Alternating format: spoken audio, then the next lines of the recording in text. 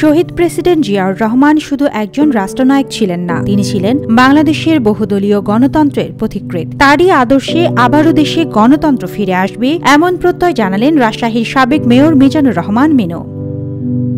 রাজশাহীর শাহ মখদুম দরগা শরীফের সামনে শহীদ জিয়ার ৪৪তম শাহাদাত বার্ষিকীতে এক দোয়া ও খাবার বিতরণ অনুষ্ঠানে প্রধান অতিথির বক্তব্যে মিনু বলেন, দেশের মানুষ ভোট ও গণতন্ত্র ফিরে পেতে চায়। তিনি আশাবাদ জানিয়ে বলেন, আগামী ডিসেম্বরে দেশে একটি নির্বাচন হবে এবং সেই নির্বাচনে শহীদ জিয়ার আদর্শের রাজনীতির বিজয় হবে। গণতন্ত্রের জন্য তিনি বহুদলীয় গণতন্ত্র প্রতিষ্ঠিত করেছিলেন। সেই গণতন্ত্র আগামী দিনে ইনশাল্লাহ আবার সুপ্রতিষ্ঠিত হবে।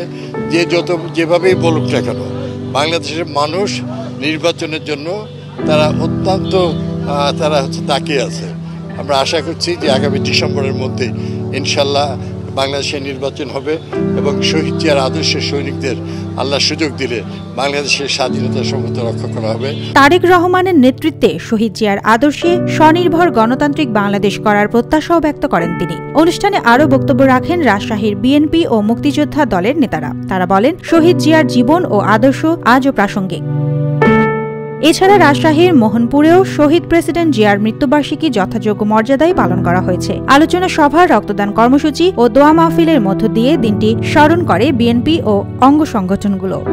সুবর্ণা মেজাবিন, দেশকাল নিউজ।